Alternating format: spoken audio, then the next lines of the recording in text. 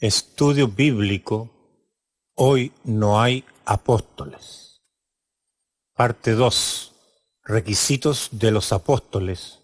El apóstol designado por Jesús desde el cielo. Les saludo, estimados oyentes que van a ver este video, también a los hermanos en Cristo Jesús. Les saludo fraternalmente e iniciaremos con una oración. Dios eterno, Dios todopoderoso, tú que estás en los cielos, Padre de nuestro Señor Jesucristo, que has puesto el Espíritu Santo en nuestros corazones, te agradecemos por haber conservado las Escrituras hasta el día de hoy a través de los siglos, que son para nuestra enseñanza y para nuestro crecimiento espiritual y personal. Todo esto te lo agradecemos en el nombre de nuestro Señor Jesucristo. Amén. Como vimos en la parte 1, la elección de los apóstoles. ¿Cuál fue la conclusión? Dios Padre los tenía. Eran de Él. Se los entregó a Jesucristo, nuestro Señor. De todos los discípulos que le seguían, escogió a 12, a los cuales llamó apóstoles, que significa mensajeros, y les dio poder y autoridad. Mensajeros con poder y autoridad. Ese fue el proceso. Reflexionemos. Hoy en día, una persona que se adjudica ser apóstol de Dios, apóstol de Jesús. ¿Siguió este proceso de elección? Dios Padre lo tenía, se lo entregó al mismo Cristo, el Cristo lo escogió de entre sus discípulos, a 12 de ellos. Si una persona hoy en día se adjudica ser apóstol, está incurriendo en una actitud presuntuosa sin ninguna base bíblica.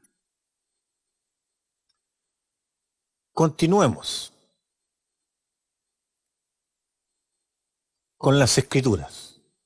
Vamos a ir al libro de Hechos. Veremos la elección del sucesor de Judas. Para esto tenemos que tener el contexto. Este hecho, ¿en qué momento sucede?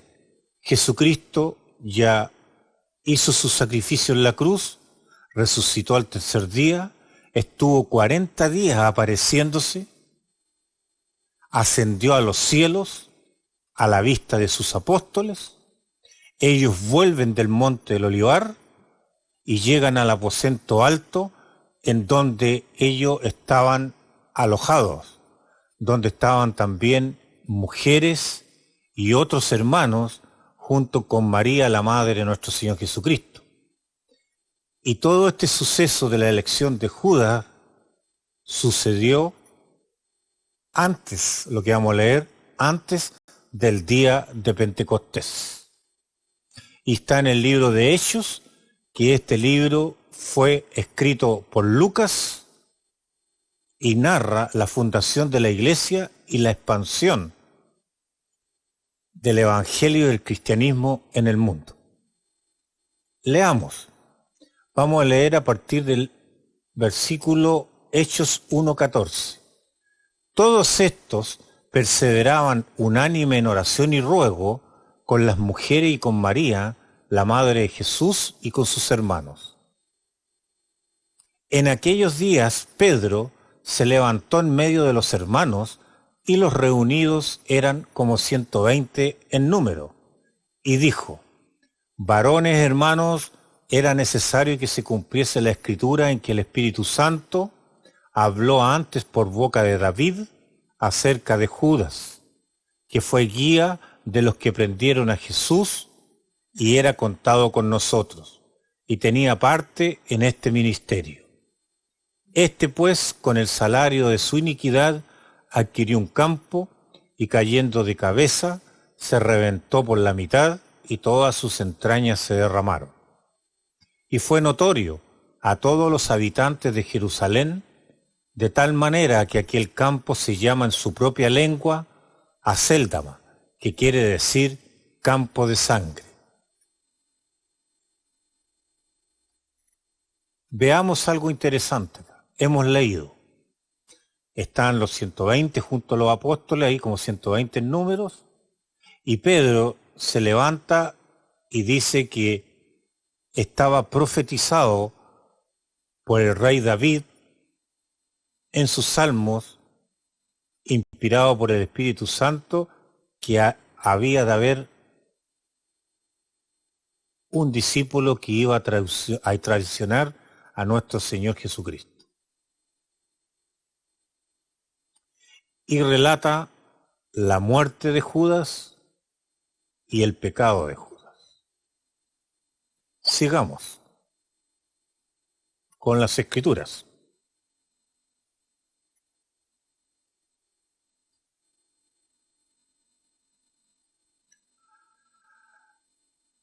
Hechos 1:20. Porque está escrito en el libro de los Salmos: sea hecha desierta su habitación y no haya quien more en ella, y tome otro su oficio. Aquí el apóstol Pedro está citando unos versículos de los salmos proféticos de David, que profetiza que quedó desierta el lugar que dejó Judas y que otro va a ocupar su lugar. Está diciendo Pedro que el rey David en sus salmos profetizó que había que reemplazar a Judas, ese lugar que quedó vacío. Pedro no está por su propia cuenta en este caso, sino que está obedeciendo una profecía del rey David del Antiguo Testamento para reemplazar a Judas con otro. Sigamos. Es necesario, pues, que de estos hombres que han estado juntos con nosotros todo el tiempo que el Señor Jesús entraba y salía entre nosotros, comenzando desde el bautismo de Juan hasta el día en que de entre nosotros fue recibido arriba, uno sea hecho testigo con nosotros de su resurrección. Aquí veremos algo interesante. Al citar el salmo profético que le da la autoridad a ellos para elegir el sucesor de Judas, pero el sucesor de Judas tenía que tener ciertos requisitos, como dice lo que habíamos leído. ¿Cuáles eran? Que tenían que haber acompañado a los apóstoles todo el tiempo el ministerio de Jesús. Otro requisito, que tenían que haber conocido al Cristo, a Jesús, desde el momento en que fue bautizado en el río Jordán por Juan el Bautista, que es cuando él principia su ministerio, hasta su resurrección y su ida al cielo. Tenía que ser testigo de todos los acontecimientos de nuestro Señor Jesucristo. La razón es que los apóstoles eran mensajeros con poder y autoridad, y además debían ser y eran testigos oculares del ministerio de nuestro Señor Jesucristo. Vieron sus milagros, todo lo vieron ellos. Es por eso que dice la Escritura, continuemos. ¿Qué dice la Escritura? Y señalaron a dos, a José llamado Barsabás, que tenía por sobrenombre Justo, y a Matías. Y orando dijeron: Tú, Señor, que conoces los corazones de todos, muestra cuál de estos dos has escogido, para que tome la parte de este ministerio y apostolado, de que cayó Judas por transgresión, para irse a su propio lugar. Y le echaron suertes, y la suerte cayó sobre Matías y fue contado con los 11 apóstoles. Aquí vemos algo bien interesante. 2 cumplieron los requisitos. Barsabás, por sobrenombre Justo, y Matías. Y ellos echaron suertes, una vez orando, para elegir cuál de ellos 2. Y la suerte recayó sobre Matías y fue contado con los 11. Volvieron a ser 12. Lo interesante que hay que aclarar, ¿qué es esto de echar suertes? Debemos pensar primeramente, que ellos eran judíos formados con el Antiguo Testamento. En el Antiguo Testamento, incluso en la Torá, el método de echar suerte era un método aprobado por Dios, porque en esas suertes había un destino divino. En el Antiguo Testamento, como judíos de la Torá, usaban este método. Veamos, aquí vamos a ver unos ejemplos de algunos versículos de la Torá que dicen lo siguiente. En Número 26:55 dice, arribita aquí, pero la tierra será repartida por suerte, y por los nombres de las tribus de sus padres heredarán. Conforme a la suerte será repartida su heredad entre el grande y el pequeño. Josué 18:9. Fueron pues aquellos varones y recorrieron la tierra, delineándola por ciudades en 7 partes en un libro, y volvieron a Josué al campamento en Silo, y Josué les echó suertes delante de Jehová en Silo, y allí repartió Josué la tierra a los hijos de Israel por sus porciones.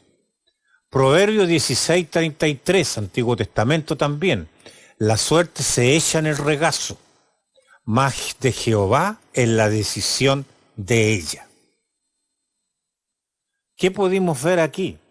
Podemos ver que desde el Antiguo Testamento el método a veces se usaba de la suerte para el destino divino, pero esto era aprobado por Dios en Antiguo Testamento, durante la vigencia de la ley mosaica. Y aquí también toma como destino divino porque están en el concepto mesiánico. Están vivos los apóstoles y están en la época mesiánica del Mesías, en un ambiente mesiánico. Así que no es echar suerte por echar suertes, en el sentido de que si yo voy al casino o hago cualquier otra suerte, Dios me va a ayudar. No es en ese sentido. Es el método que se usaba el judío en el Antiguo Testamento, en la Torá, y en el ambiente mesiánico en que están vivos los apóstoles. Aclarado esto, sigamos.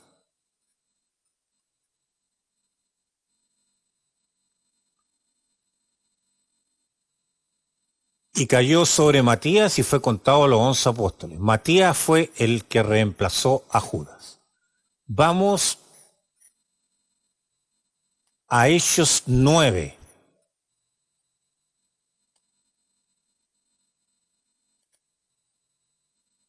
Hechos 9:1. Aquí nos dice la conversión de Saulo. Saulo es Pablo de Tarso.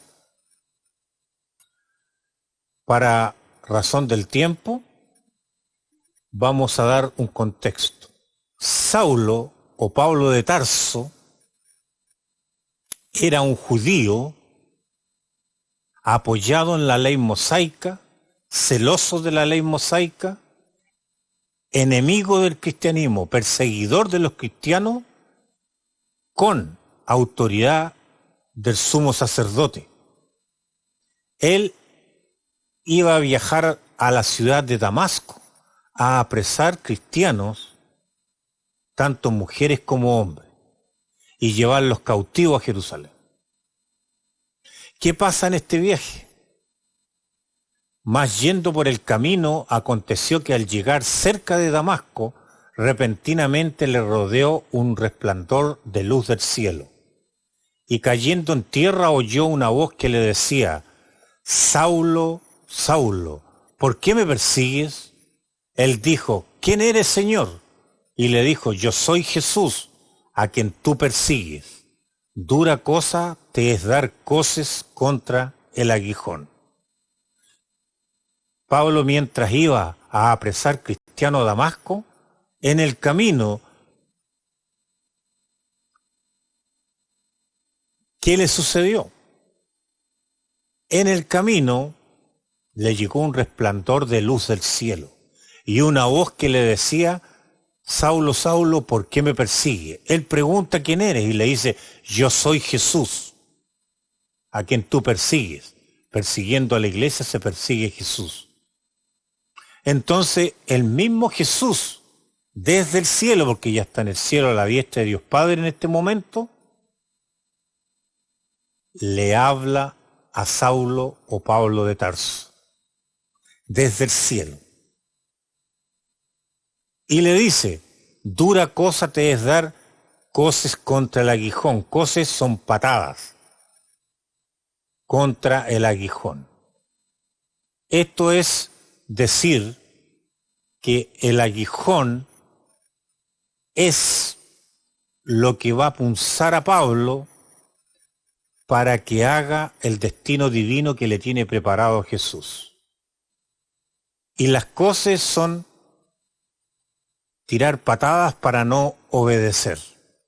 No sacas nada, Saulo, con ponerte rebelde ante el aguijón del impulso divino que te va a cambiar la vida para lo que yo te tengo preparado. Ese es el concepto de dar coces. Dura cosa te es dar coces contra el aguijón. No ser rebelde al destino divino. Él, Pablo, temblando y temeroso, dijo: Señor, ¿qué quieres que yo haga? Y el Señor le dijo: levántate y entra en la ciudad y se te dirá lo que debes hacer. Pablo no sabía qué debía hacer, pero el Señor le dice: en la ciudad de Damasco se te dirá lo que debes hacer. Y los hombres que vivían con Saulo se pararon atónitos, oyendo la verdad a la voz, mas sin ver a nadie. Entonces Saulo se levantó de tierra y abriendo los ojos, no veía a nadie, así que llevándole por la mano le metieron en Damasco, donde estuvo 3 días sin ver y no comió ni bebió.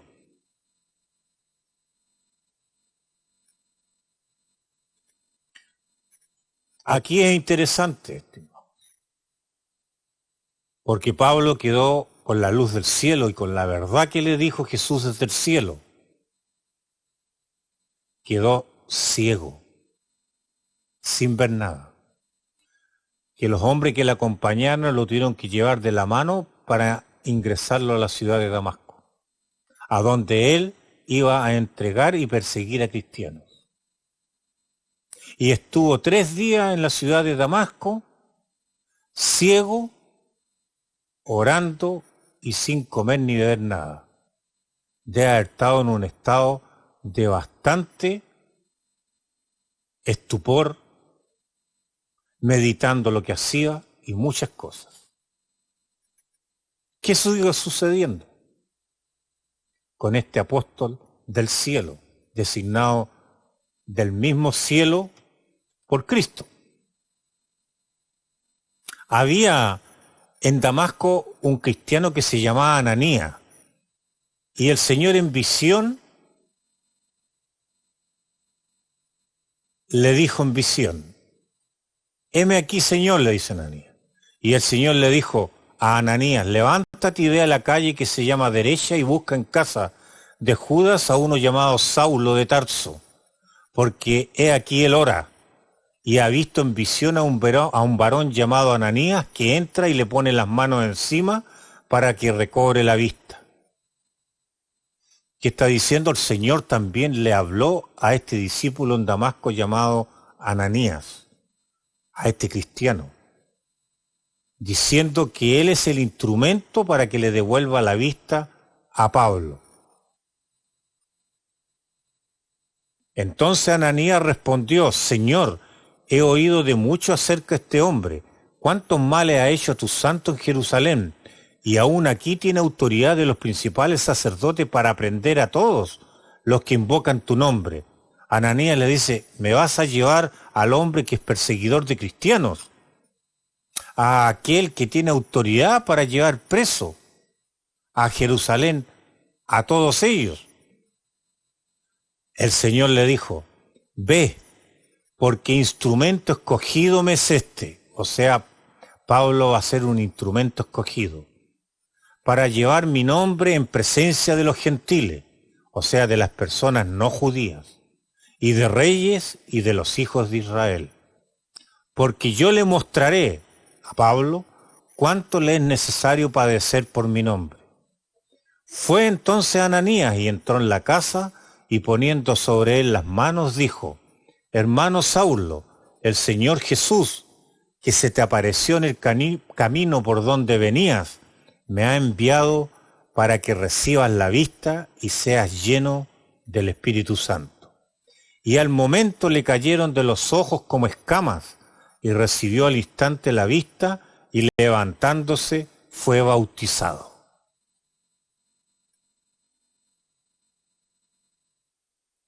Interesante la conversión de Saulo, el apóstol escogido del mismo cielo por el mismo Jesús desde su gloria de la diestra de Dios Padre. Siendo perseguidor de cristianos, ahora lo convierte a su favor en un apóstol creyente en Cristo y predicando su nombre. Este es Pablo de Tarso, el cual fue el mayor misionero en el mundo antiguo en sus viajes para llevar el evangelio a las naciones, a los no judíos. Reflexionemos. Hoy en día una persona puede atribuirse que es apóstol de la revelación y que Jesucristo desde el cielo mismo le habló y lo nombró y lo convirtió. Si una persona presuntamente dice eso, está incurriendo también en una actitud presuntuosa sin ninguna base bíblica. Continuemos. Pablo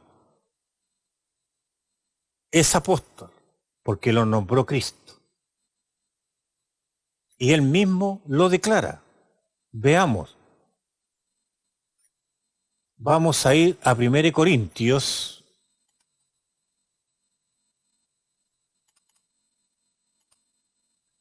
15. Desde el versículo 3. El apóstol Pablo escribiendo ya convertido a cristianos en Corinto, diciendo lo siguiente: porque primeramente os he enseñado lo que asimismo recibí, que Cristo murió por nuestros pecados, conforme a las Escrituras, y que fue sepultado y que resucitó al tercer día, conforme a las Escrituras, y que apareció a Cefas, el cual es Pedro, y después a los 12. Después apareció a más de 500 hermanos a la vez, de los cuales muchos viven aún, y otros ya duermen. Después apareció a Jacobo, después a todos los apóstoles, y al último de todos, como un abortivo, me apareció a mí, porque yo soy el más pequeño de los apóstoles, que no soy digno de ser llamado apóstol, porque perseguí a la iglesia de Dios. Aquí Pablo se designa como apóstol designado, pero como un apóstol designado como un abortivo, dice. Esta palabra la designa él, ¿por qué? Porque todos sabemos que el bebé se gesta en el vientre de la madre durante 9 meses. Si se toma un abortivo, el bebé va a salir antes de su gestación y va a salir posiblemente muerto. Pero aquí Pablo hace la analogía de que él es un apóstol que no siguió todo el proceso, no completó todo el proceso de los otros apóstoles, como lo habíamos dicho anteriormente, sino que lo eligió Dios mismo, Jesús mismo del cielo, en un momento de inmadurez de él, en un momento que no había completado todo el proceso porque él era un perseguidor de cristianos. Él, Jesucristo, lo convirtió. Por eso él dice que es un abortivo, pero se designa como apóstol y el más pequeño de ellos. Y dice acá en 1 Corintios 15:10, pero por la gracia de Dios soy lo que soy, y su gracia no ha sido en vano para conmigo. Antes he trabajado más que todos ellos, pero no yo, sino la gracia de Dios conmigo, porque o sea yo o sean ellos, así predicamos y así habéis creído. Bien interesante la conversión de Pablo. El único apóstol designado desde el cielo, desde la diestra, por Cristo mismo. Ahora continuemos.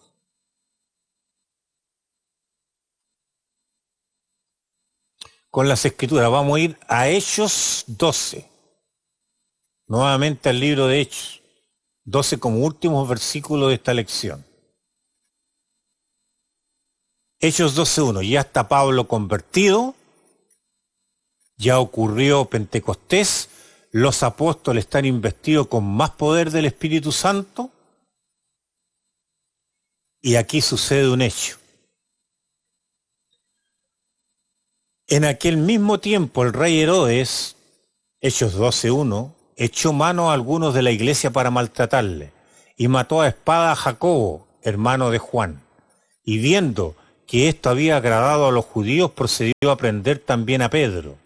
Eran entonces los días de los panes sin levadura, y habiéndole tomado preso, le puso en la cárcel, entregándole a 4 grupos de 4 soldados cada uno, para que le custodiasen, y se proponía sacarle al pueblo después de la Pascua.